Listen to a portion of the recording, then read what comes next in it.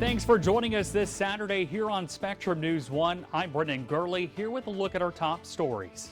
We want the police to stop having qualified immunity. Hold them accountable for what they do. Straight ahead, protesters organized in downtown Louisville calling for specific changes. We take you to Jefferson Square next. Plus, the Run for the Roses is a week away, but some employees essential to the event are protesting for a new contract. What they're asking for coming up.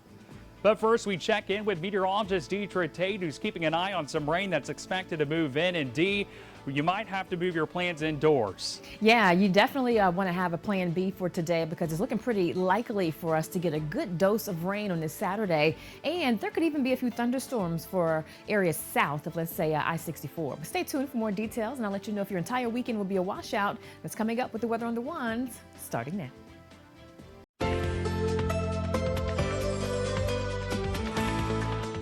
Good morning, everyone. I hope you're going to have a great weekend, but I'm tracking rain and it's going to continue to filter in across the state. Right now, most of the rain is dominating southern and western Kentucky, but around Louisville, not looking too bad for the participants of the KDF Marathon today. Through the beginning of it, not terrible, but rain chances will be creeping up as we work through the morning. So again, get ready for wet weather if you're going to be a spectator in that event, because we are looking at, again, rainy conditions overall as we go through the day. But again, right now, not bad. And through 9 o'clock, just a few showers. But by 11 o'clock, rain is likely, and that's going to continue through the afternoon with those temperatures maintaining into the 50s throughout the day.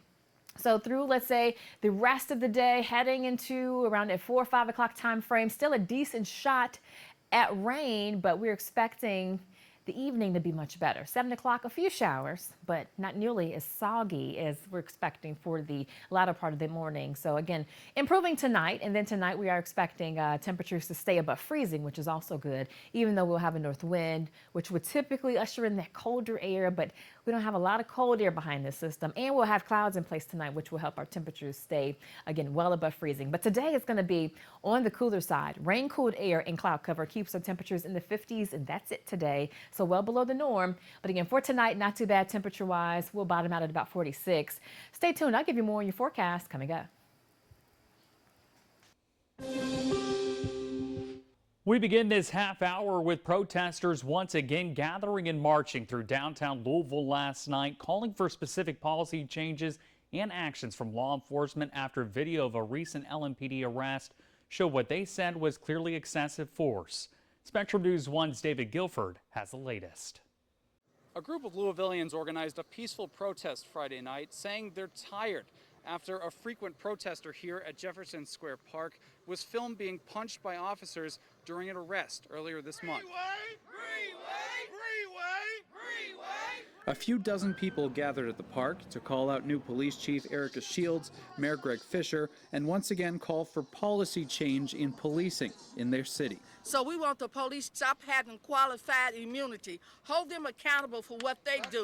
In 2021, there are so many videos of police brutalizing people. So I don't understand as a police officer how you cannot say, you know what, I don't want that to be me.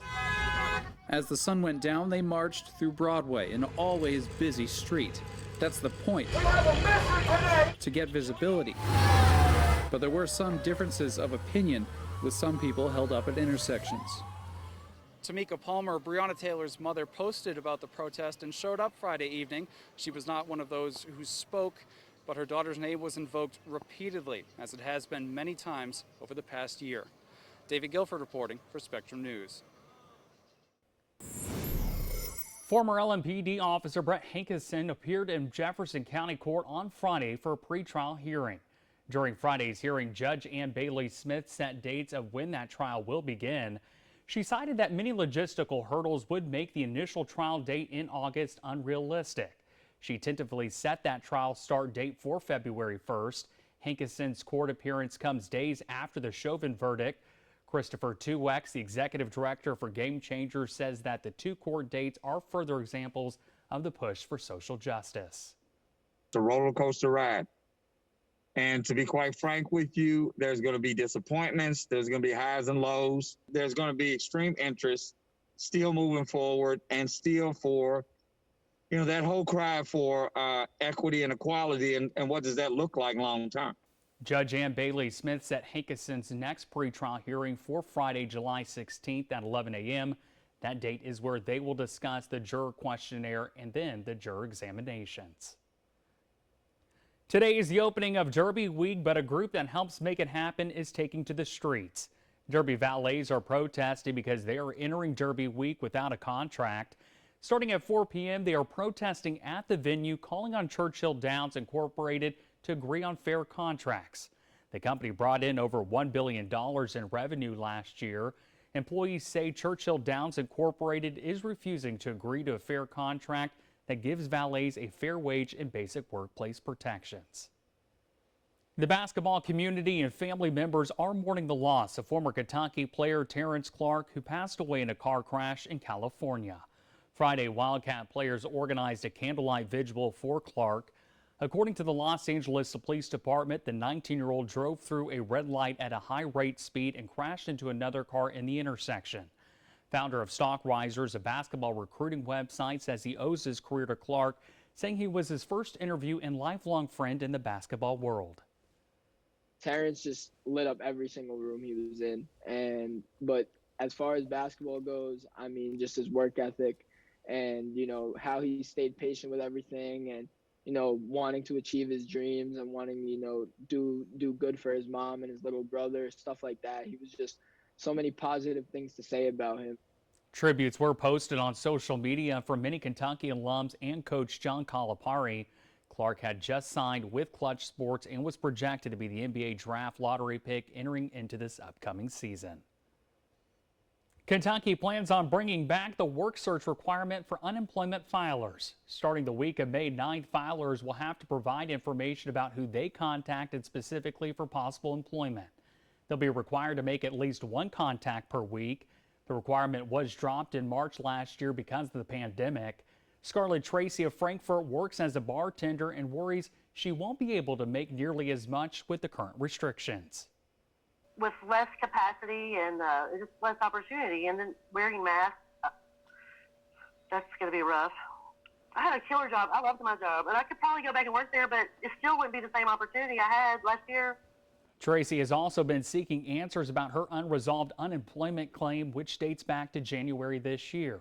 2 emails left with the Labor Cabinet Friday seeking the latest numbers for unresolved claims were not returned.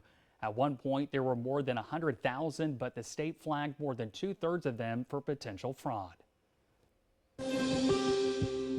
Happening today, a group in Lexington is hosting a peace walk. The walk is a demonstration against gun violence and will also honor those who are victims of the epidemic. It takes place at Duncan Park at 2 p.m. and is hosted by the Antonio Franklin Jr. Violence Intervention Project.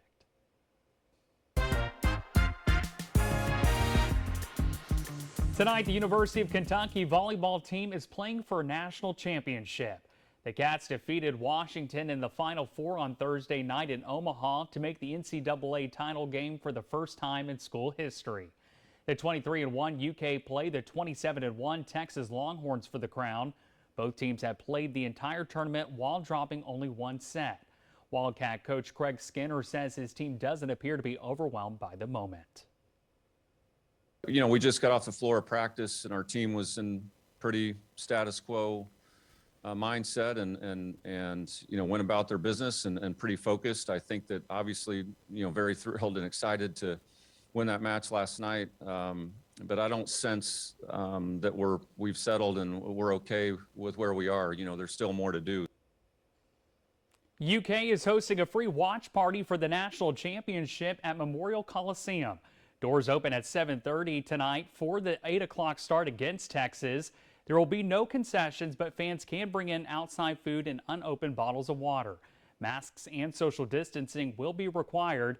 Let's bring back meteorologist Deetra Tate. And Dee, it's a little bit of conflict of interest for me being from Texas, but I am supporting both. But I have to say I'm going for UK. What about you? You're in Kentucky, so you better go for UK. That's right, exactly. And but, we are talking a little bit of a different kind of game with some of the rain we're expecting here in Kentucky. yeah, we're going to have somewhat of a soaker for sure. So today is a great day to be inside to watch the game. But we are going to have brighter days ahead and some some really warm temperatures to talk about. Stay tuned for all the details coming up. Thanks, Dave. We'll check back with you in just a little bit. Coming up on Spectrum News 1, how some Kentucky students are responding to recent acts of anti-Semitism on campus.